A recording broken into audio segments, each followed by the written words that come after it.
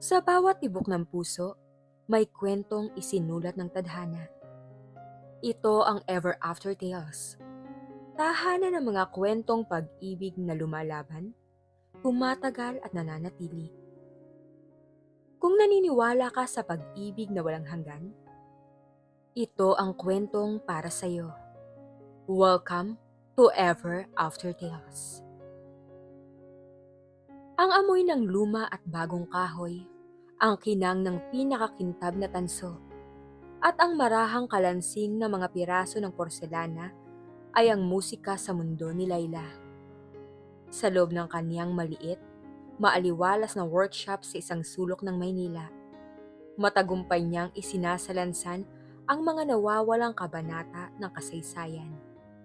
Isa-isang piraso. Si Layla ay isang bihasang restorer ng mga antigong gamit, dalubhasa sa pag-aayos ng mga basag na bagay, maliban na lang sa sarili niyang puso.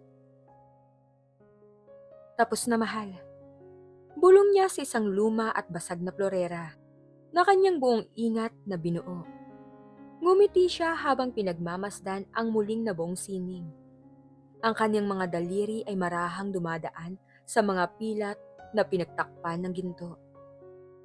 Kintsugi, ang sining ng pag-aayos ng mga basag na bagay gamit ang ginto. Pinapakita ang kagandahan ng kapintasan. Sana ganun din kadali ang paghilom ng sarili niyang puso. Galing siya sa isang mapanakit na relasyon kay Mark, isang manipulative na businessman na ginamit lang ang kanyang talento at pera. Ang alaala ni Mark ay tila mantsa sa kanyang nakaraan. Isang madilim na anino na sumisira sa bawat bagong umaga. Kumusta ang proyekto mo para sa Collector Lay? Ang boses ni Mark sa telepono, matamis at mapanlinlang, ay tila sariwang sugat. Nasa account mo na ang partial payment. Ang galing mo talaga. Hindi ko kailangan ng papuri mo, Mark. Matigas niyang tugon. Tapusin mo lang ang usapan natin. Huwag kang manghimasok sa buhay ko. Ganun ba? Huwag kang mag-alala, Lay. Hindi kita pipilitin. Basta tandaan mo lang. Alam ko ang halaga mo, hindi tulad ng iba. Ang huling salita niya ay tila patalim na unti-unting sumasaksak sa kanyang puso. Pinutol niyang tawag, ngunit ang pait ay nanatili. Paulit-ulit niya itong narinig sa kanyang isip. Ang kanyang pagmamahal sa sining, ang kanyang pag-asa sa isang taong hindi karapat-dapat. Lahat ng yun ay nagmistulang abo. Ang kanyang workshop, na dati kanlungan, ay paminsan-minsan nang nagiging piitan ng kanyang mga alaala. Samantala, sa kabilang panig ng mundo, sa malayo at tahimik na New Zealand, si Rafael ay nag-iimpake ng gamit. Ang bawat galaw ay tila mabigat at walang kaluluwa. Ang malamig na simoy ng hangin sa gabi ay tila nakikisimpat siya sa lamig na nararamdaman niya sa kanyang dibdib. Hindi ko maintindihan, Sofia. Bulong niya sa sarili. Habang ang hawak niyang singsing ay tila yelo sa kanyang palad. Isang linggo na ang nakakaraan. Nahuli niya ang kanyang fiancé na si Sofia na may ibang lalaki. Ilang linggo bago ang kanilang kasal. Ang alaala ng eksena ay sariwa pa sa kanyang isipan. Ang hagikhik, ang mga bulong. Ang pagtatago ng singsing na nakalaan sana sa kamay ni Sofia. Rafael, hindi to ang iniisip mo. Ang paos na tinig ni Sofia. At anong gusto mong isipin ko, Sofia? Na nagpa-practice lang kayo para sa sayaw sa kasal? Galit at sakit ang nagsalimbayan sa kanya. Ang singsing na to, Sofia. Simbolo to ng pangako natin. Wala na bang halaga yan sa'yo? Rafael, patawarin mo ako. Hindi na niya narinig ang iba pa. Tumalikod siya, dala ang singsing na hindi naibigay at pusong puno ng pait. Ang kanyang pangarap na simpleng buhay na binuo niya kasama si Sofia ay gumuho sa isang iglap. Ang kape sa umaga, ang paglalakad sa parke, ang planong magsimula ng pamilya. Lahat ay naging abo. Sa New Zealand, kung saan akala niya ay natagpuan niya ang kanyang tahanan, ay naging sementeryo ng kanyang pag-asa. Bitbit ang singsing na hindi naibigay at pusong puno ng pait. Nagpasya si Rafael na bumalik sa Pilipinas. Hindi na siya pumunta sa Maynila. Ang kanyang isip ay naghanap ng kapayapaan. Isang lugar kung saan ang hangin ay malinis at ang mga alaala ay hindi kasing bigat. Ang Batanes, ang kanyang probinsya, ang tinawag ng kanyang kaluluwa. Doon ako magpapagaling, bulong niya. Doon ko hahanapin ang katahimikan. Ang simoy ng hangin sa Batanes ay naiiba. Hindi to kasing lamig ng New Zealand at hindi rin kasing bigat ng polusyon sa Maynila. Sariwa ito, may amoy dagat at damo at nagbibigay ng kakaibang kapayapaan. Ito ang nag-udyok kay Leila na pumunta sa Batanes. Umaasang ang pagbabago ng kapaligiran ay magbibigay din ng pagbabago sa kanyang kalooban. May pinaplanong restoration project siya para sa lumang simbahan sa isang kalapit na isla at nagpasya siyang magsimula sa pagbisita sa mga kapilya. Isang hapon, sa isang maliit na kapilya sa itaas ng burol, sa ilalim ng asul na kalangitan at napapalibutan ng luntiang pastulan, nagtagpo ang dalawa. Si Leila ay nakaluhod. Ang kanyang mga kamay ay mahigpit na magkapulupot, habang ang kanyang mga mata ay nakatuon sa isang lumang imahe ni Birheng Maria. Mahal na ina, bulong niya, ang kanyang tinig ay halos hindi marinig. Bigyan niyo naman po ako ng tunay na pag-ibig. Isang pag-ibig na hindi mapanlinlang. Isang pag-ibig na magpapanatili sa akin at hindi sisira. Ang kanyang panalangin ay hindi lang para sa pag-ibig, kundi para sa kalayaan mula sa mga tanikala ng nakaraan. Samantala, dahan-dahang pumasok si Rafael. Ang hangin ay dinala ang amoy ng asin at ang mahinang tunog ng mga alon. Sa kanyang kanang kamay, mahigpit niyang hawak ang isang maliit na kahon. Lumapit siya sa altar. Ang kanyang mga mata ay nakatuon sa singsing sa loob ng kahon. Narito na ako, Batanes. Bulong niya, tila kinakausap ang hangin. Narito na ako para magsimula muli. Ibinaba niya ang kahon sa altar, isang simbolo ng pagbitaw sa kanyang nakaraan. Patawarin mo ako, Sofia. Bulong niya, ang bawat salita ay may dalang sakit. At patawarin mo rin ako, Rafael, sa pagpapahintulot sa sakit na to, nadurugin ka. Ang kanyang pagbitaw ay hindi para kay Sofia, kundi para sa kanyang sarili. Nang akmang lalabas na si Rafael, nagkabanggaan sila ni Leila sa pinto. Nako, pasensya na po. Agad na sabi ni Rafael. Ang kanyang tinig ay malalim at bahagyang nagulat. Ay, ako rin po, pasensya na. Tugon ni Leila. Ang kanyang mga mata ay nagtagpo sa kanya. Mga mata na may bakas ng kalungkutan, ngunit may kakaibang kinang. Medyo nagmamadali yata ako, sabi ni Rafael, ngumiti ng bahagya. Ang ngiting yun ay tila nagpakalma sa kanyang nerbiyos. Ako rin, mukhang may malalim na iniisip eh. Ani Leila. Naglakad sila palabas ng kapilya. Ang sikat ng araw ay humahalik sa kanilang mga muka. Oo, mahabang kwento, sabi ni Rafael umiling. Pero mukhang hindi ako nag-iisa. Tinaasan niya ng kilay si Leila na parang nagtatanong. Ngumiti si Leila. Hindi nga yata eh. Gusto mo bang maglakad-lakad muna?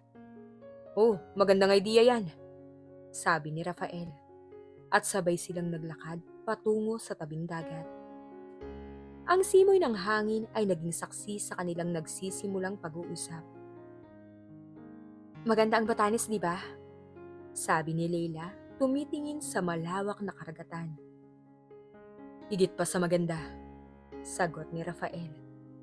Parang at peace, yung nakakahilom. Nakakahilom. Pag-uulit ni Leila, may lungkot sa kanyang tinig. Kailangan ko yan ngayon. Ako rin, sabi ni Rafael.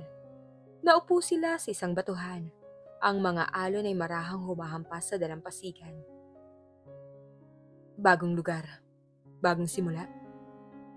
Sana. Ikaw, ano ang nagdala sa'yo rito sa Batanes?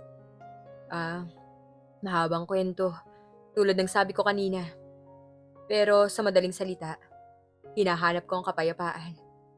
Pati na yung forgiveness at pagbitaw. Pagbitaw? Pareho tayo. May mga bagay lang talaga na kailangan mong bitawan para makalaya ka. Mga bagay na akala mo magpapasaya sa'yo. Pero ang totoo, kinukulong ka lang nito. Exactly. Pero mahirap yun, di ba? Lalo na ako ang pinakawalan mo ay ang pangarap mo. Sagot ni Rafael. O kaya, o kaya naman yung tiwala mo. Ang tiwala na minsan ay binigay mo sa isang tao. Tapos sisirain lang niya. Mas masakit pa sa basag na bagay na kailangan mong ayusin eh. Sagot ni Layla. Nagkatinginan sila. May kakaibang koneksyon sa kanilang mga mata. Isang pag-unawa na hindi na kailangan ng maraming salita. Ikaw, anong trabaho mo? Tanong ni Rafael. Nagbabago ng paksa, ngunit ramdam pa rin ang bigat ng kanilang naunang usapan. Ako, isa akong restorer ng mga antigong gamit. Pagmamalaki ni Leila, ngunit may lambing sa kanyang boses. Ginagawa kong buo ulit ang mga basag na bagay eh. Binibigyan ko sila ng panibagong buhay. Wow, ang galing ah! Bulong ni Rafael na mangha. Parang may kapangyarihan ka na ibalik ang nakaraan. Pero hindi ko kayang ayusin ang lahat ha. Sagot ni Leila, tumingin sa dagat. Lalo na mga sariling sugat.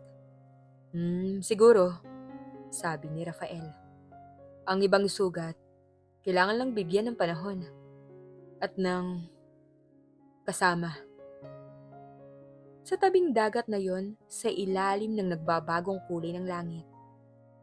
Nadiskubre nila na pareho silang sugatan, ngunit sa magkaibang paraan. Ang kanilang pag-uusap ay nagpatuloy. Mula sa mga simpleng bagay tungkol sa Batanes hanggang sa mga pangarap at hinaharap. Sa bawat salita, mas lalong lumalim ang kanilang pagkakakilala. At ang pader na kanilang binuo sa paligid ng kanilang mga puso ay unti-unting gumuho. Ang simple nilang paghingi ng paumanhin ay naging simula ng kanilang pag-asa.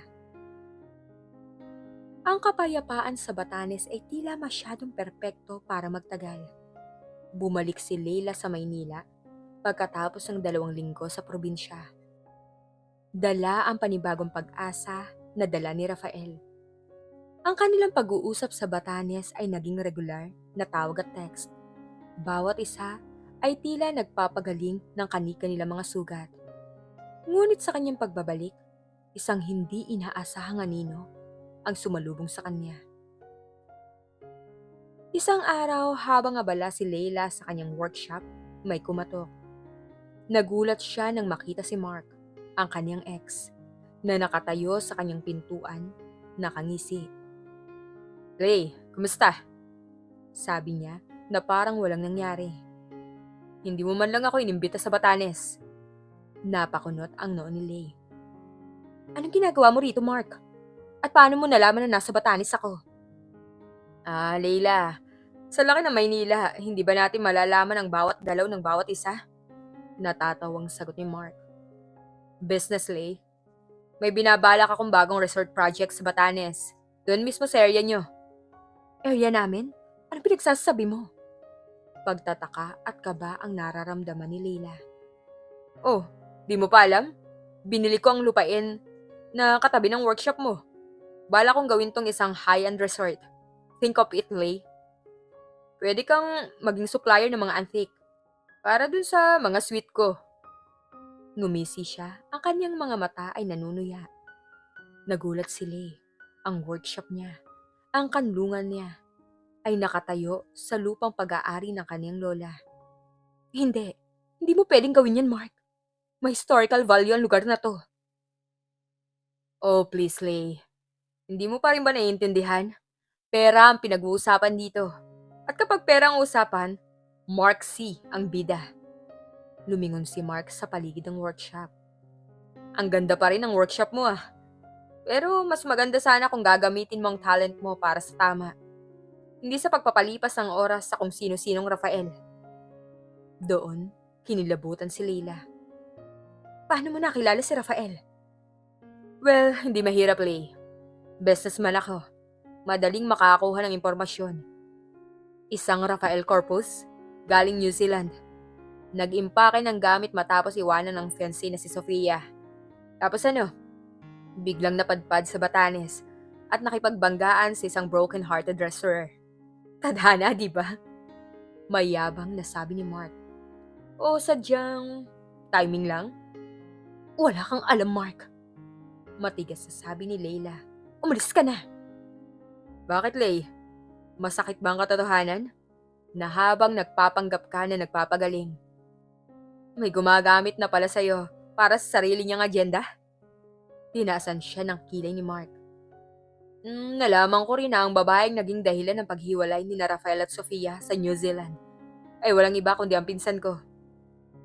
Parang binuhusan si Leila ng malamig na tubig. Pinsan mo? Anong pinagsasabi mo? Oo, si Bianca. Pinsan ko siya sa mother side. Magandang babae, di ba? Hindi ko rin inakala na siya ang sisira sa engagement ng isang Rafael Corpus. Pero hey, small world, di ba? Big connections. Ngumiti si Mark, isang ngiti na may lamang panalo. Kaya Lay, huwag kang magpadala sa mga matatamis na salita ni Rafael. Ang pagkikita niyo ay hindi tadhana. Ito ay isang planadong paghiganti ni Rafael laban sa pamilya ko. Ginagamit ka lang niya para magpapansin at makaganti sa akin. Siguro dahil pinsan ko ang babaeng nanakit sa kanya at alam niya kung gaano kakahalaga sa akin. Nahilo si Leila. Ang mga salita ni Mark ay tila lason na kumalat sa kanyang sistema. Ginagamit? Hindi siya makapaniwala. Ang lahat ng kanilang pinag-usapan, ang lahat ng pagpapagaling na naramdaman niya sa piling ni Rafael. Lahat ba'y kasinungalingan? Ang kanyang puso na akala niya'y nagsisimula ng gumaling ay muling nasugatan. Ang mga salita ni Mark ay umalingaw-ngaw sa isip ni Leila. Sinubukan niyang kalabanin ang pagdududa, ngunit ang kanyang nakaraang karanasan kay Mark ay nagturo sa kanya na maging mapagbantay. Isang gabi, habang kausap niya si Rafael sa telepono, hindi niya maiwasang magtanong. Rafael, totoo ba ang lahat ng sinabi mo sa akin? Ang paos sa tanong ni Leila, ang kanyang boses ay nanginginig. Leila, anong ibig mong sabihin? Oo, lahat ng sinabi ko sa iyo ay totoo. Nagtatakang sagot ni Rafael. May problema ba? Wala lang. Sinungaling niya. Ngunit hindi niya kayang pigilan ang sarili. May kilala ka bang Bianca? Nanahimik si Rafael sa kabilang linya. Oh, siya ang babaeng kasama ni Sofia. May bigat ang bawat salita. Bakit mo natanong? Wala lang. Ulit ni Leila. Ang kanyang puso ay kumakabog ng malakas. Hindi pa niya kayang sabihin kay Rafael ang sinabi ni Mark. Ang pagdududa ay kumain sa kanya. Dahan-dahan, ngunit sigurado. Kinabukasan. Personal na pinuntahan ni Mark si Leila. Dala ang isang folder na puno ng mga ebidensya. Ole, akala ko ba matalino ka? Sabi niya, habang ibinabalandra ang mga peking screenshot ng chat at mga litrato ng isang babae na halos kamukha ni Bianca. Ito ang mga chat messages ni Rafael at ni Bianca bago pa siya pumunta sa Batanes. Nagplano sila kung paano kanya gagamitin. Nabalitaan nila ang tungkol sa resort project ko. Ang workshop mo ang target ni Rafael. Kapag nakuha niya yan, makakapag-umpisa siya ng business dito na magkokompetensya sa akin at gagamitin niya mga resources mo. Ang mga litrato at chat ay tila mga saksak sa kanyang puso. Ang pagmamahal ni Rafael, ang kanilang koneksyon, lahat ay biglang naging kahina-hinala. Hindi, hindi totoo yan. Bulong ni Leila. Ngunit ang kanyang tinig ay walang tiwala. Hindi totoo. Basahin mo, Leila. Ang galing umarte ni Rafael, di ba? Ang pinsan ko ang naging tulay niya para lapitan ka. Gusto niya maghigante. Ikaw ang target niya para masaktan ako. Sabi ni Mark. Nang gabing yun, tinawagan ni Leila si Rafael. Rafael, kailangan natin mag-usap. Sabi niya, walang emosyon ang boses. Leila, okay ka lang ba? May problema ba? Nag-aalalang tanong ni Rafael. May nagpakita sa aking mga ebidensya eh. Sabi ni Leila, ang bawat salita ay may dalang pait. Mga pictures, messages, na ikaw, na ginagamit mo lang ako para makaganti sa pinsan ng isang tao. At para sirain ang business ng pinsan niya. At ang workshop ko. Nanahimik si Rafael. Leila, anong sinasabi mo? Sino nagsabi sa'yo ng ganyan? Bakit? Totoo ba? Galit ang namuo sa kanyang dibdib. Ang tungkol ba sa lahat ng pinagdaanan mo? Ang lahat ng sakit? Ano yun? Purong gawa-gawa lang para makuha ang tiwala ko? Leila, paano mo naman nasasabi yan? May sakit sa boses ni Rafael. Akala ko ba may tiwala ka sa akin? Akala ko ba magkakampi tayo? Pero paano ako magtitiwala ulit, Rafael? Paulit-ulit na lang ba ako lolokohin? Lumabas ang lahat ng galit at sakit mula sa kanyang nakaraan. Lahat ba ng sinabi mo? Puro kasinungalingan? Ang tungkol sa singsing. Ang tungkol sa pagbitaw mo. Leila, huwag kang magpadala sa sino mang naninira sa atin. Pakiusap ni Rafael. Wala akong intensyon na gamitin ka. Ang nararamdaman ko para sa'yo ay totoo.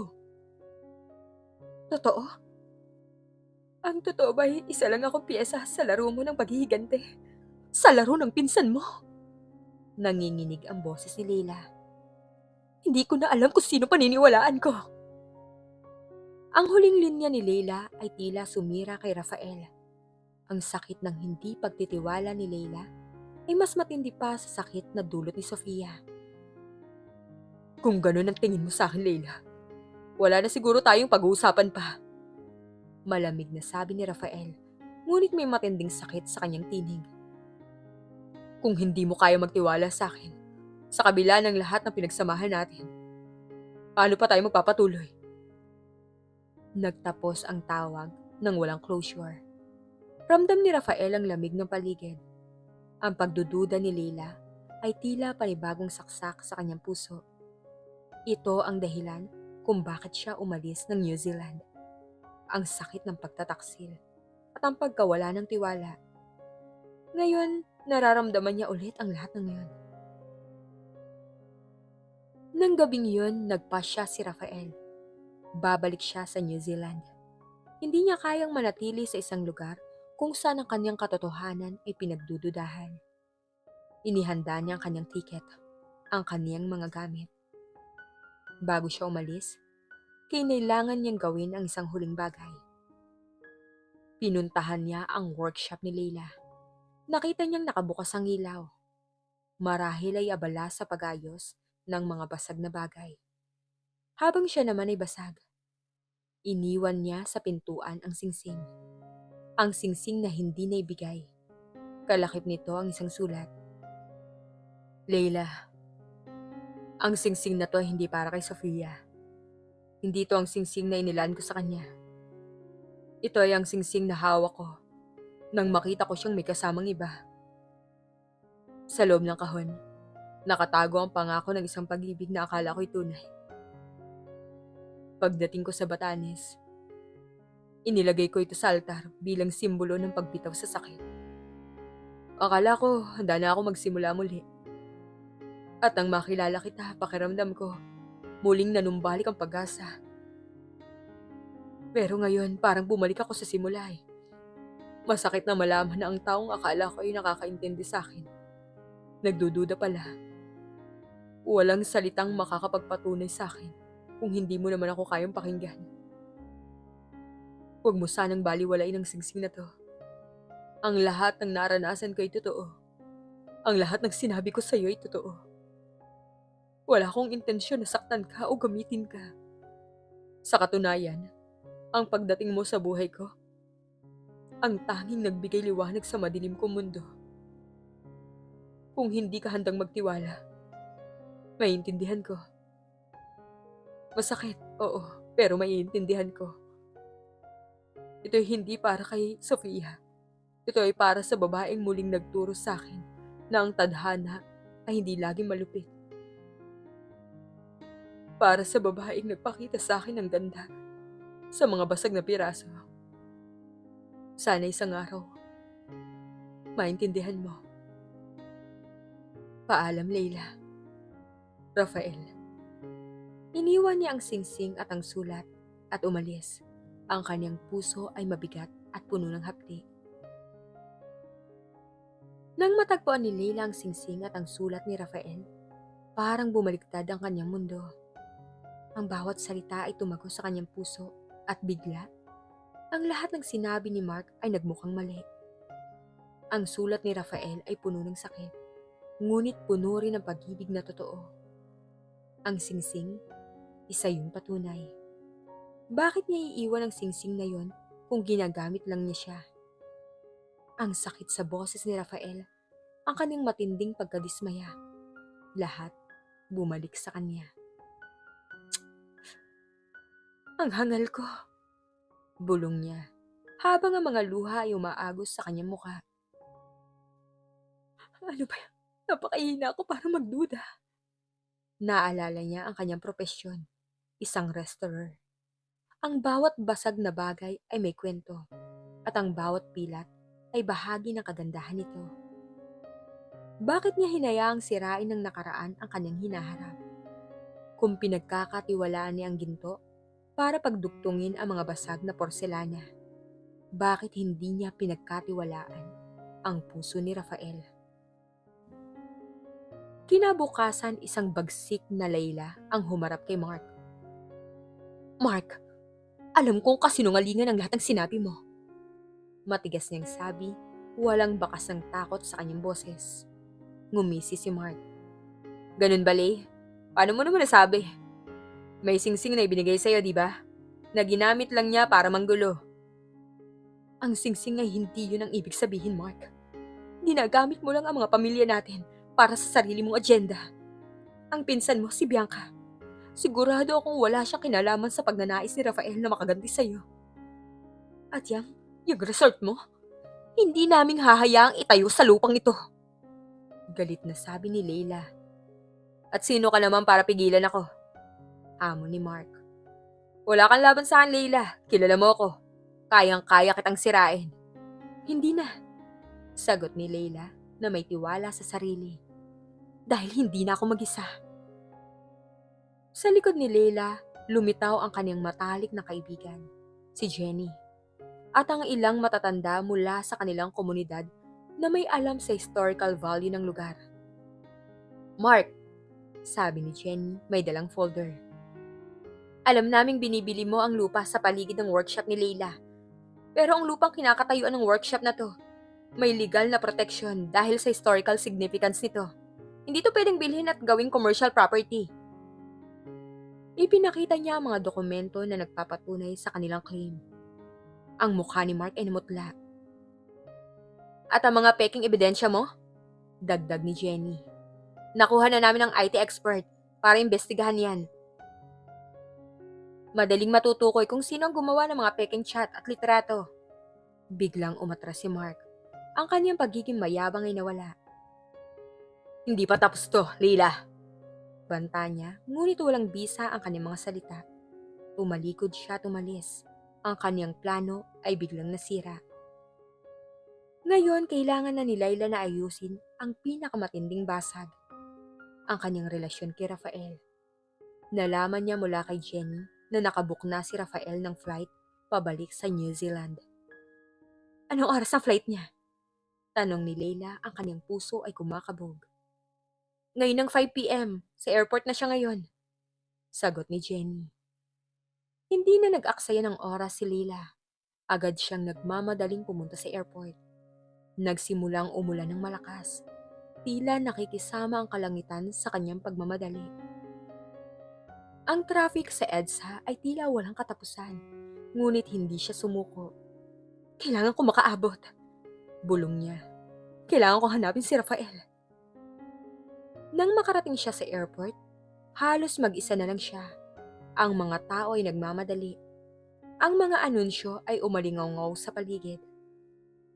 Nakita niya si Rafael nakaupo sa departure lounge. Nakatingin sa labas, ang kanyang maleta ay nasa tabi niya. Rafael! Sigaw ni Leila, ang kanyang boses ay halos mawala sa ingay ng paligid. Lumingon si Rafael at nagulat siya nang makita si Leila. Basang-basa sa ulan. Ang kanyang mga mata ay puno ng luha. Agad siyang tumayo. Leila, anong ginagawa mo rito? Gulat na tanong ni Rafael. Huwag kang umalis! Sigaw ni Leila. Tumakbo papalapit sa kanya. Sa gitna ng maraming tao, hindi na niya inisip ang paligid. Patawarin mo ako, Rafael. Patawarin mo ako sa pagdududa ko sa iyo. Niloko ako ni Mark, pero mali ako na hindi kita pinaniwalaan. Ang sulat mo, ang singsing mo, naiintindihan ko na. Lumapit si Rafael sa kanya. Ang kanyang mga mata ay puno ng emosyon. Leila, akala ko, wala na akong pag-asa. Hindi, huwag kang mag-isip ng ganun. Ikaw nagpakita sa akin na may pag-asa pa. Ikaw ang nagturo sa akin na ang mga basag na piraso ay pwedeng muling buuin. At mas maging matibay pa. Rafael, totoo ang nararamdaman ko para sa iyo. Ang lahat ng pinagsamahan natin. Ang paghilom ng nararamdaman ko, lahat yun ay totoo. Ang kanyang tinig ay nanginginig, ngunit puno ng sinseridad.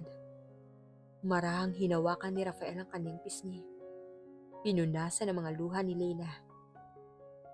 Patawad din, Leila, kung naging madali akong sumuko. Nasanay lang ako sa sakit eh. Hindi na, sabi ni Leila umiiling. Hindi na natin hahayaan na masira tayo ng nakaraan. Masyado na tayo nasaktan. Ngayon, tayo naman ang mapapanatili. Doon sa gitna ng maraming tao, hindi lang sila nagkapatawaran. Nangako silang ang kanilang twisted fate ay hindi na magkakabuhol-buhol pa sa sakit, kundi magiging matibay na pundasyon ng isang pag-ibig na handang manindigan hanggang dulo. Niyakap ni Rafael si Leila ng mahigpit at sa ilalim ng ilaw ng airport, sa gitna ng mga nagmamadaling tao, ang kanilang halik ay isang pangako. Pangako ng isang bagong simula. Isang pag-ibig na binuo mula sa mga sugat ng kahapon, ngunit handang lumaban para sa bukas. Ang bawat isa ay nakakita ng kanlungan sa piling ng isa't isa. Isang pag-asa na ang tunay na pag-ibig ay hindi laging malupit, kundi may kapangyarihang maghilom at magpatuloy, anumang twist ang idulot ng kapalaran. At tulad ng lahat ng kwentong pag-ibig, dito muna tayo magtatapos. Ito ang Ever After Tales, kung saan ang bawat puso ay may kwento, at bawat kwento ay may pag-asa. Hanggang sa muli.